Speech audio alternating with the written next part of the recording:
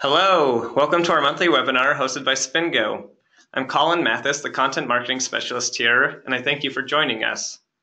This is a free monthly webinar series where we present ideas and methods to help event makers promote, market, and manage their events.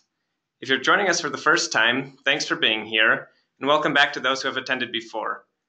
Today we are discussing audiences and understanding what event attendees really want. Before we get started, please note that you're welcome to submit any comments or questions via the GoToWebinar panel. We will be having a brief Q&A following the presentation in order to answer those questions. We are also recording today's webinar, which will be available later for on-demand viewing. Look out for an email with the video link that will be available sometime after the conclusion of this webinar. It's my pleasure to introduce today's presenter, Jeff Liu, the Creative Director at SpinGo, where he manages branding and content marketing.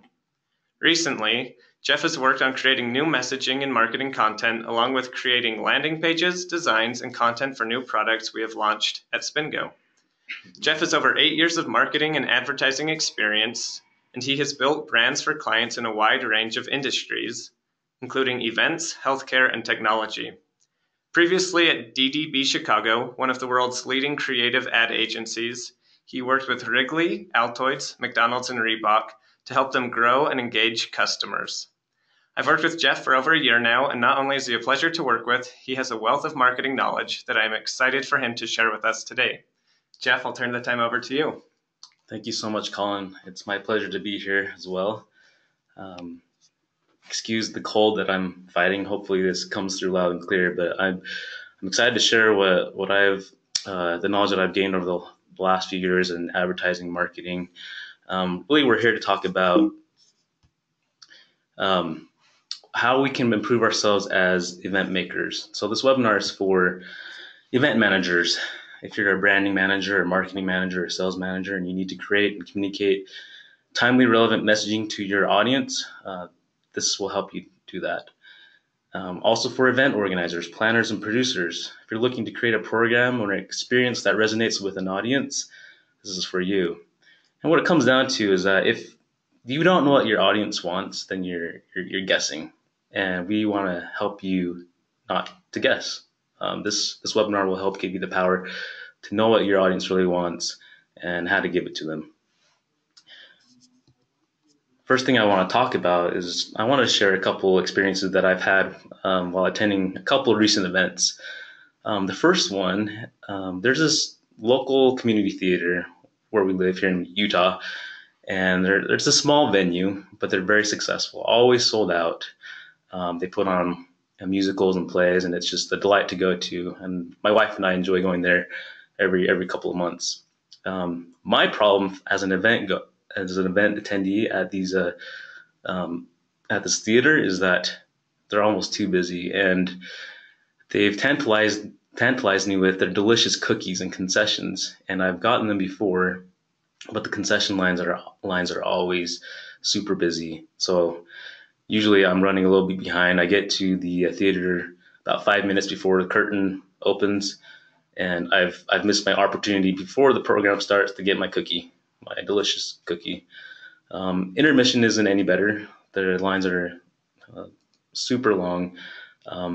And I think the theater recognized that there was an opportunity for them. For people like me who wanted to get to the concessions, how do you overcome that barrier of long lines? A lot of indecisive patrons maybe holding up people behind them, and then the concession workers have to go and serve up the cookies, get the drinks. So the last time I went to the theater, I noticed a sign that said, hey, pre-order your concessions and pick them up at intermission online. Since everyone has a smartphone these days, it's easy to go out to their mobile website, and actually they're using a Square app integration, and you can order your concessions right there, and they have them ready for you to pick up during intermission. I thought that was really smart, a really good idea. Another experience that I had while attending an event, I attended the Utah Symphony recently, and that night that I went, it's in downtown Salt Lake. There was also a Utah Jazz game going on, There was a music concert going on, all within a mile radius. So I was really, really concerned as an event goer about getting the parking spot that I wanted, and without paying an astronomical price for parking. Those are some of my biggest worries. Well, there's this burger joint within walking distance to all of that, and on event nights such as that one, they have a deal where you can go in and get a parking spot at their place. They have some extended parking spots. All you have to do is buy a couple burgers worth about $14, which is less than the cost of a lot of the parking spots around that area. So to me, that was speaking to me as an event goer. This local business got it right. They thought event attendees, they want parking, they want food.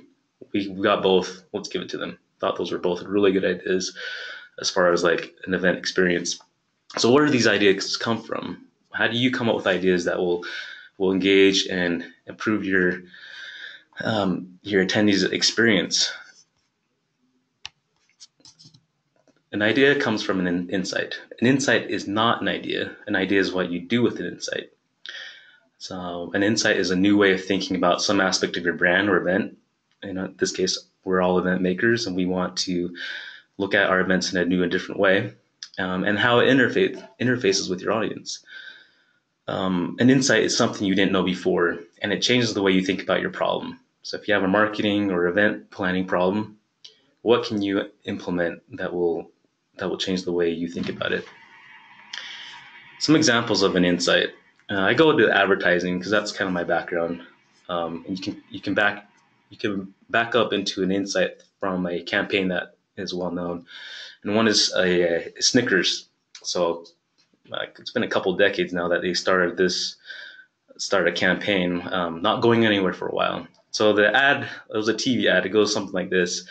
There's this elderly gentleman. He's a worker painting the lines on a professional football field, carefully painting the logo, painting the stripes, and he's taking all his time. He gets done, he backs up, and the player walks by and says, "Who are the chefs?" Because really they were the Chiefs. So he completely messed up, and the tagline was, "Not going anywhere for a while. Grab a Snickers."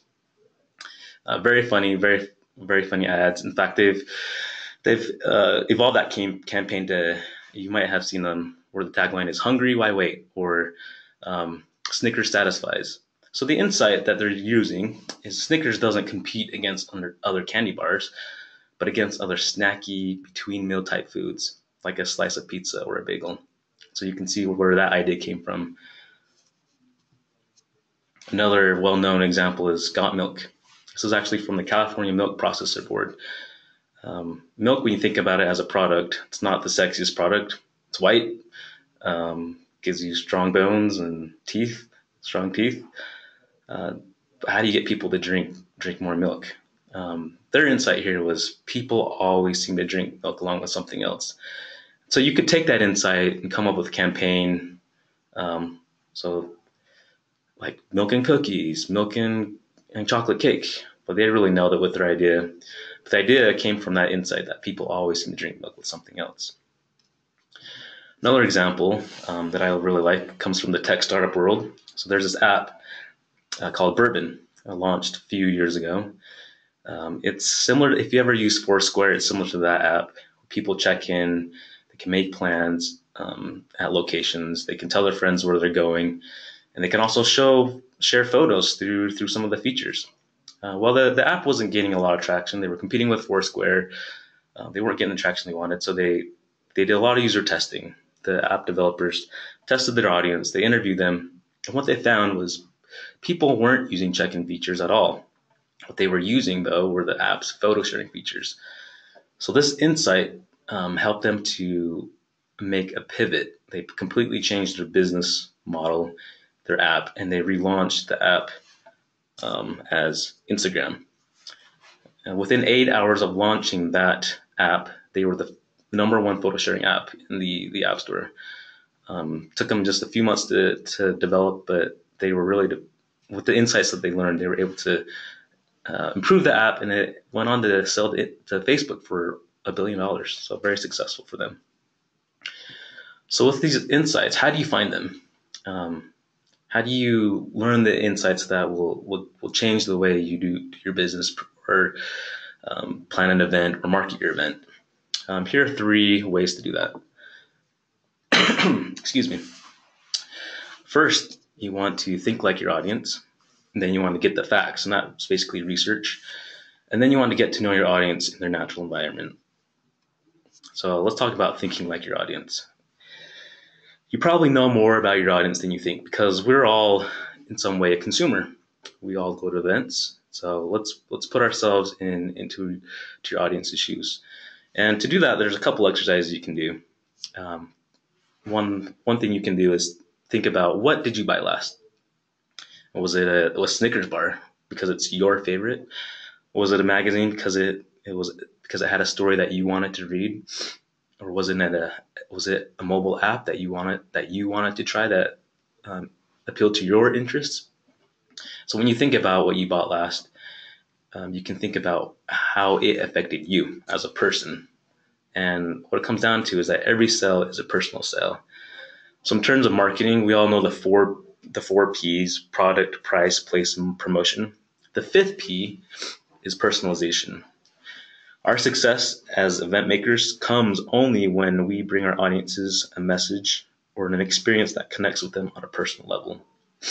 In our last webinar, we talked about the 2 reasons why people go to events. It came down to reason number 1: they're passionate about that event experience, and number 2, they wanted to have a social experience with their friends and family. So those were 2 personal reasons why people go to events. You might think, well, I already know my target. They're adults 25 to 49 with high school educations or better. They live in County A and County B. They're making $30,000 plus each year. Maybe they have 2 or more children in the house between 6 and 18 years of age. And I think we've all positioned our customers in some way like that. I know that I have in the past. But switch gears and think about yourself for a little bit. How would you describe yourself to somebody? Would you say, "Hi, my name is Jeff, and I'm an 18 to 49-year-old heavy cream cheese user. I'm a brand switcher when it comes to laundry detergent, but loyal to Ragu spaghetti sauce. I have a high school plus education, and I'm a frequent fast food user and an online shopper." Yeah, you'd never talk about yourself that way. Yeah, all too often, that's how we as marketers and event planners describe our customers. So the key here is to always be thinking like your audience, be talking like them. Who is your audience really, and how do they look at life? To get you thinking about that, I would encourage you to start your marketing project off with 3 questions. Am I defining my customers the way they think about themselves? Am I looking at life from their point of view? Am I thinking about ways to bring my products and services to them rather than expecting them to come to me? Just a simple exercise to get you going, and you'll be well on your way. Okay, the next thing that you can do to find insights is to get the facts. Where do you get the facts? Research. In my experience, research can be very, very pricey. If you commission a survey through Nielsen, they're going to charge you a lot of money to do that. So I'm going to focus on some more affordable ways to do that. But really, if you really want to get the research that you need, you're gonna have to spend some money. There are some public opinion surveys online that you can find. You could subscribe to any of these groups, but they're surveys that you're not commissioning, but these groups have, you'll see them like Gallup polls and things like that. They'll help you understand generally the attitudes of a market that you're trying to target, maybe some opinions as well. Another good way to get some information is through some studies that are available. Here's one particular called the Values and Lifestyle Study, and that's it's published by the Strategic Business Insights. They classify Americans into motivational segments based on Maslow's hierarchy of needs, and they explain product and brand use in terms of each type. So innovators. They classify innovators as successful, sophisticated, take charge people with high self-esteem. They are change leaders and are the most receptive to new ideas and technologies. Innovators are very active consumers, and their purchases reflect cultivated tastes of upscale niche products and services. Does that sound like a motivation for your target audience? Um, how about thinkers? Thinkers are motivated by ideals. They are mature, satisfied, comfortable, and reflective people who value order, knowledge, and responsibility. They tend to be well educated and actively seek out information in the decision making process. They are well informed about the world and national events and are alert to opportunities to broaden their knowledge. That's thinkers. How about believers? Believers are motivated by ideals. They're conservative, conventional people with concrete beliefs based on traditional established codes like family, religion, community, and the nation. So many believers express moral codes that have deep roots and literal interpretation. So, as consumers, believers are predictable. They choose familiar products and established brands. Achievers are motivated by the desire for achievement, goal-oriented lifestyles, deep commitment to career and family. Their social lives reflect focus and structure around family and their place of work and worship. So they have conventional lives, politically conservative, respect authority, status quo. As consumers, image is important. They favor established prestige products and services that demonstrate success to their peers. Um, Another type is strivers, trendy and fun-loving, motivated by achievement. They're concerned about their opinions and approval of others. Money defines their success. Many strivers see themselves as having a job rather than a career, and a lack of skill and focus often prevents them from moving ahead. As consumers, they're impulsive. They are as impulsive as their financial circumstance will allow. They look at shopping as a social activity and an opportunity to demonstrate to their peers their ability to buy. Experiencers, they're motivated by self-expression. They're young, enthusiastic, impulsive. Uh, their energy finds an outlet in exercise, sports, and outdoor recreation. And as a consumers, their purchases reflect the emphasis that they place on looking good and having cool stuff. And finally, I got two more. Makers are motivated by self-expression. They express themselves and experience, excuse me, the world by which they experience the world by working on it. They build like building a house, raising children, fixing a car, canning of vegetables. So they like to make things. As consumers, they are unimpressed by material possessions other than those with a practical or functional purpose. They prefer value to luxury, and they buy basic products. And finally, survivors, they're narrowly focused because they have a few resources with which to cope. They often believe that the world is changing too quickly. They are loyal to favorite brands, especially if they can purchase them at a discount. So those are some of the values and lifestyles types that you can match your audience to and really learn what motivates your audience. So I encourage you to go to the Strategic Business Intelligence and learn more about that study that they published. Finally, the third thing to find insights is to get to know your audience in the natural environment. And I would say that this is probably the most important thing that you can do to learn more about your audience. And to do that, here are the four most common things that you can do. The first is observation, and it's just exactly that. Go out and observe. If you're putting on an event, observe how your audience is acting, how they talk, how they feel. If your event's in the future, go to a bar or a restaurant or a museum or somewhere where you know that your target audience is hanging out. Just observe. That's one easy way that you can get to know your audience, and look for the small clues that will help shape your insights. Another one is focus groups. Not necessarily a natural environment, but if you put 8 to 12 people in a room and present some ideas about your event or your marketing, you're going to get some information. You can hire a third-party research firm, or you can just do a simple focus group. Maybe do a lunch date or something and take them out But focus groups are really helpful.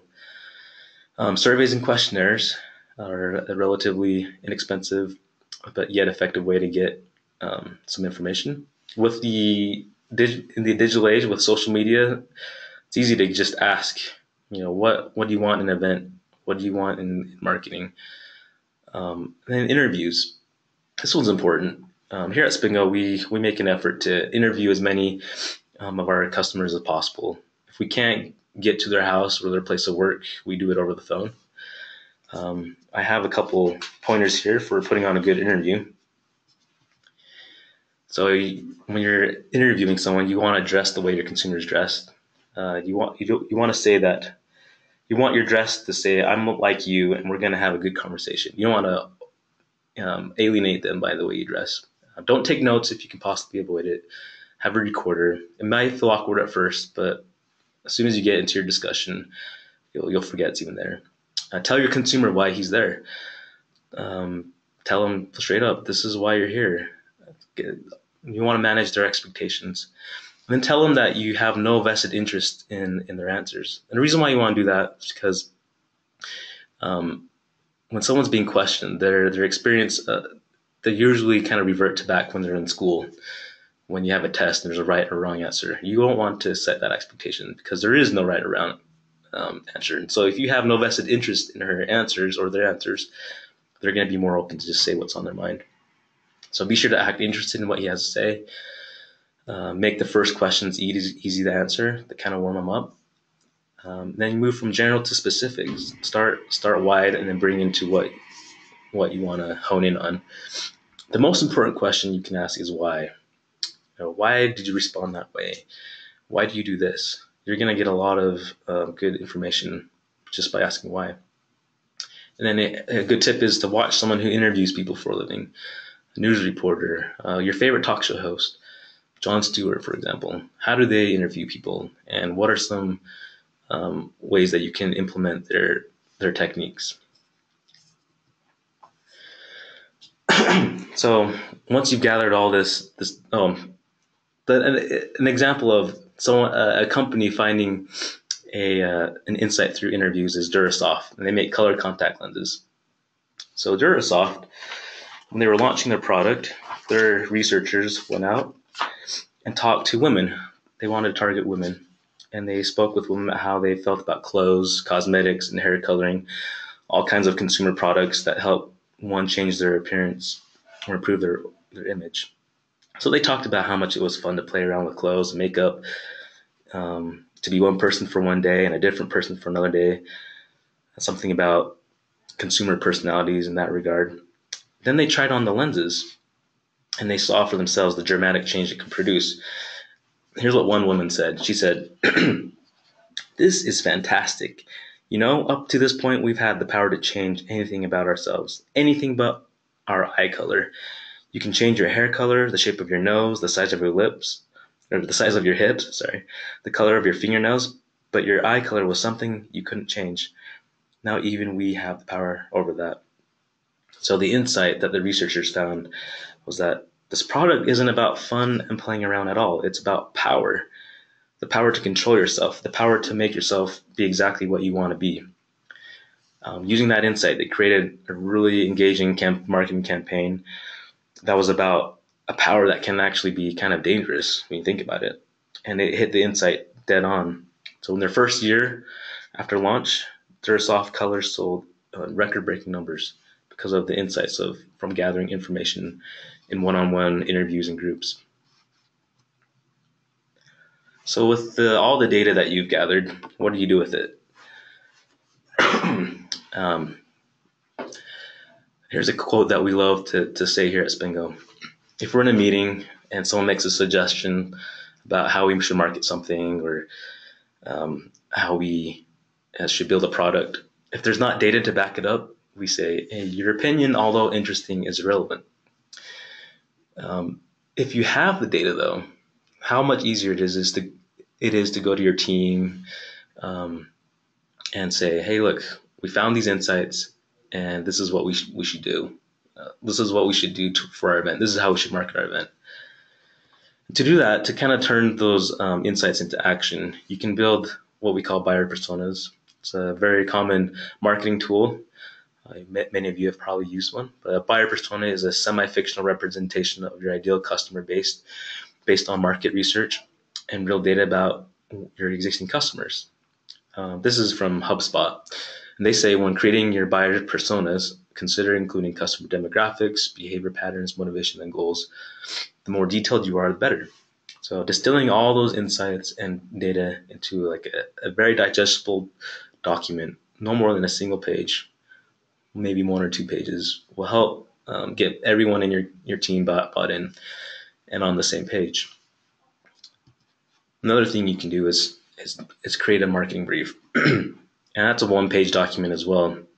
So if you have a marketing problem, you want it to condense the insights and the problem into 1 page and say, basically, it's what's the one thing you like your audience to take away from seeing your message or experiencing your event. Or another way to put it is what to say and how to say it. There's a recent example in the film world where there was this really successful marketing campaign.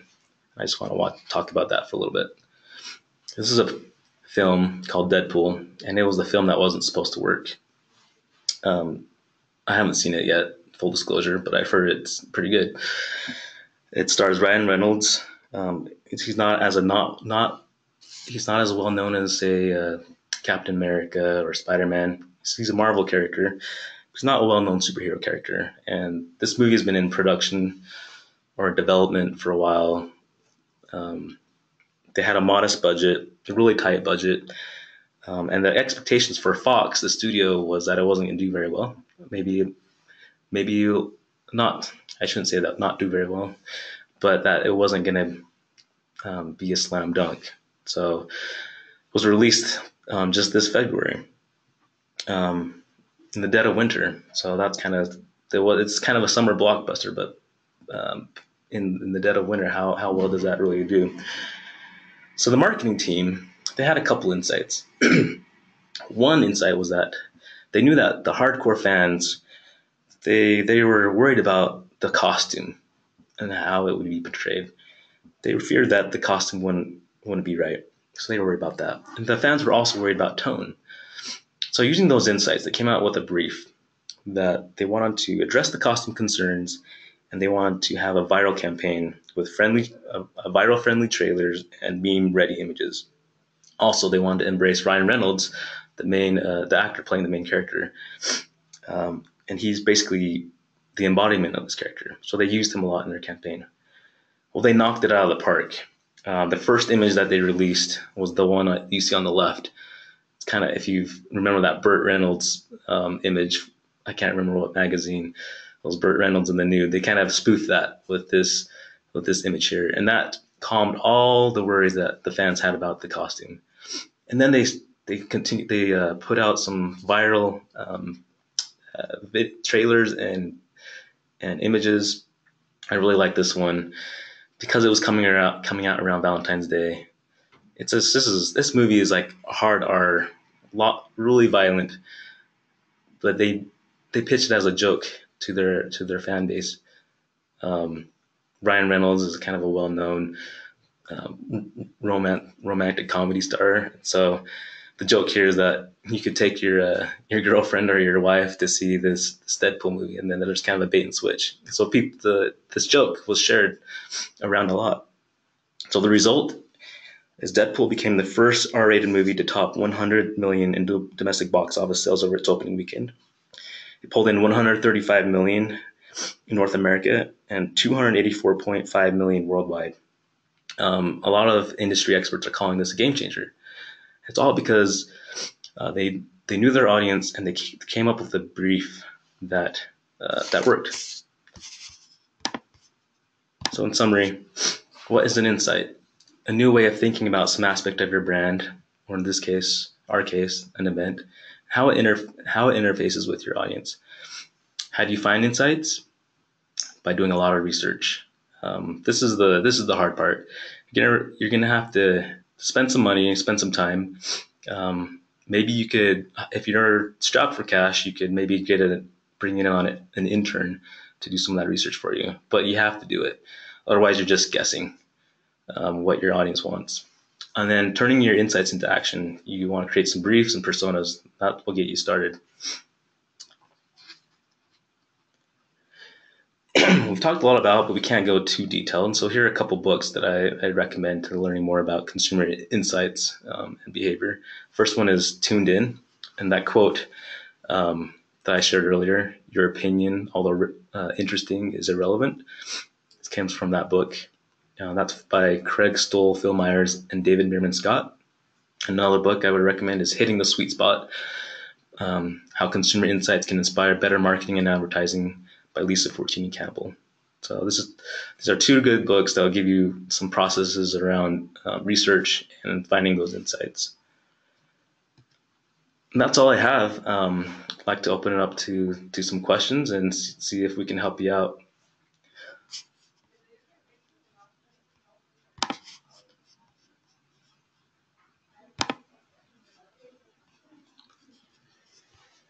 Let's see. It looks like we have time for a few questions here.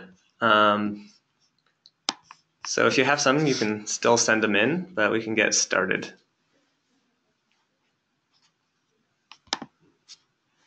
So we have a question here, and it says, how do you address marketing an event when the health condition that is a pivot point is an embarrassing health condition like pelvic organ prolapse? So the question here is, how do you market something that can be embarrassing? It's a good question. So I think this is what I would do. I would talk to your audience, see what resonates with them, and kind of maybe just embrace it. I did some advertising for incontinence once, and it was embarrassing for the people who experience it, but by embracing it and really speaking in terms of what they understand, maybe they can find humor in it. But it really comes down to talking to your audience, what makes them comfortable, speaking their language, maybe being humorous about it. So those are just a couple ideas.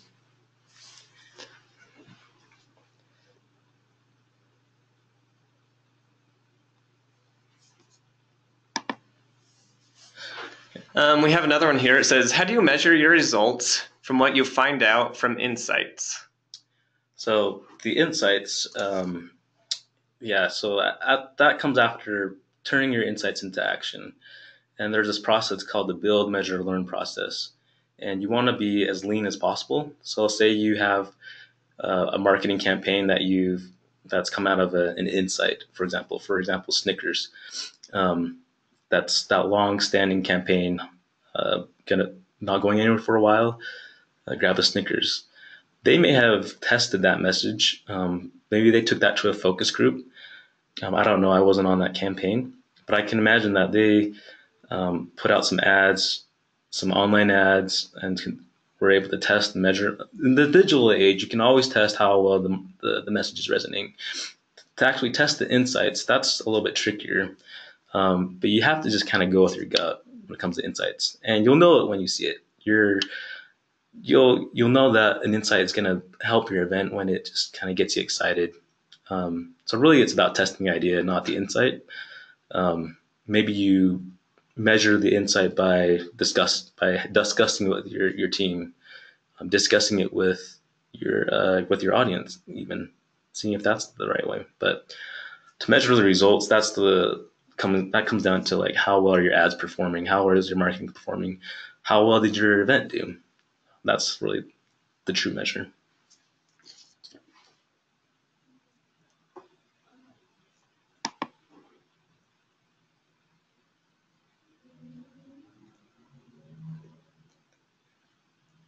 Okay, we're just looking over some of these questions. Okay.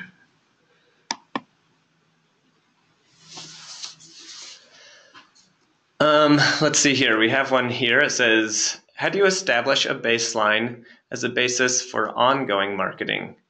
And how do you know where to set the lines?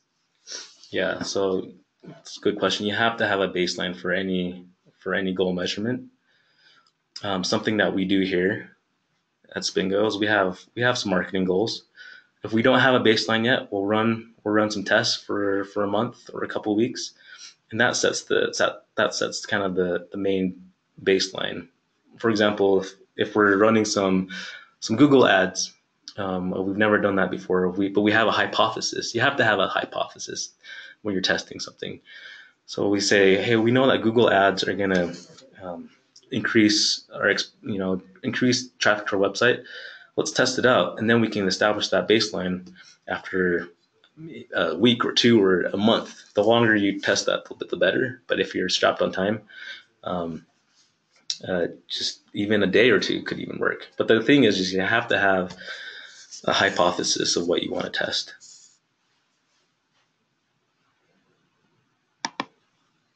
There's another question here that says, let's see. Sorry, let's see. So there are a few questions here that are very event specific. We're going to try to answer some questions that are more general. If you want something more specific regarding your event, you can shoot us an email. Colin will share that information at the end.